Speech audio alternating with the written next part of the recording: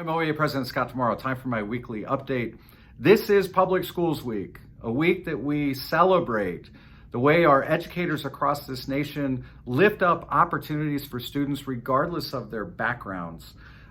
This is a time to celebrate how our public schools are the places where we instill in our students the imagination, creativity, and desire to learn. That is really what our education system and what happens in our classrooms, whether it's in person or virtually, should be all about.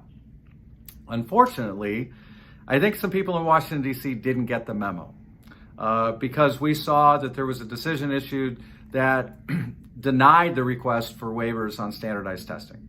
And while they said that they're going to provide additional flexibility and we're not going to have any consequences tied to tests, you and I both know that we need time to focus on supporting our kids, not wasting their time with sitting in front of a standardized test. We're not going to get valid and reliable results. We're not going to get information back in time to really intervene with the students in our classes right now. And it would have been so much better if we could have waived tests this spring, just as we did last year, so that we could focus on identifying ourselves what our students need and employing appropriate interventions to meet their needs. If there's good news in this, it's that we had already been successful in getting the legislature to pass legislation to waive any kind of consequences related to district or school level accountability through report cards tied to teacher evaluation. We still need to make sure that we don't have high stakes connected to student graduation requirements connected to this spring's test, and we're going to continue to advocate for that. But I will tell you, it was a deeply disappointing decision. Many of you had taken action calling on the state legislature to request a waiver, and we were building some momentum despite opposition from leadership in the Senate. We were on the verge of getting a bill passed in the House this week. We're going to shift gears. We're going to make sure that we get this graduation requirements issue settled, because that is something that the state has control over. And then we're going to continue to fight for a reduction in standardized testing in the long run. We're going to fight to make sure that testing really is rethought in a very fundamental way in federal law. But for now, we need to shift our attention to thinking about resources.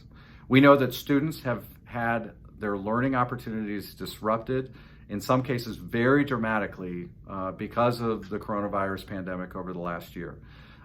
We're being called on to come up with plans at the district level for how we're going to provide extended learning opportunities for students. As I said before, we can't just be thinking about summer school or after school programs. That's not enough. We need to think about the fundamental resources that our students need, including social workers and nurses and counselors, including class size limits, including opportunities for ongoing individualized support as we are putting those plans together. In order for all of that to happen, we need financial resources. So we're continuing to advocate for a massive increase of or influx of federal relief funds. President Biden is leading the way with Congress, and we could see billions of dollars coming into the state to support the emergency needs of our students. Tomorrow, I'm going to be testifying in support of House Bill 1 and the Fair School Funding Plan so that we can have a sustainable education funding formula that is equitable and adequate and predictable and really does address those needs of students over the long haul. We're going to need your support in that effort. We're going to need you to speak out. We're going to need you to be engaged. And again, for all you're doing, I just can't thank you enough. A couple quick other points before I close. First, next week is Read Across America Week. I hope that you will take time to celebrate reading with your students and with your own children, to really think about diversity in your reading selections as you're doing that. Our OEA retired members have been putting together a series of videos that you can use in your own classroom. We'll have more information on that next week. Jeff and Mark and I, the other OEA officers, had a chance to travel to Dayton, to the Museum of the United States Air Force at Wright-Patterson to participate in some virtual reading activities as part of their Read Across America celebration. So time to celebrate reading. And finally, a special thank you to all the members of the OEA Board of Directors who gave up their entire weekend as part of our retreat, really digging into how we're doing as an organization, addressing our strategic priorities and supporting locals and improving public education, supporting the professional needs of members, and advocating for social, racial, and economic justice. We had a very productive 3 days together.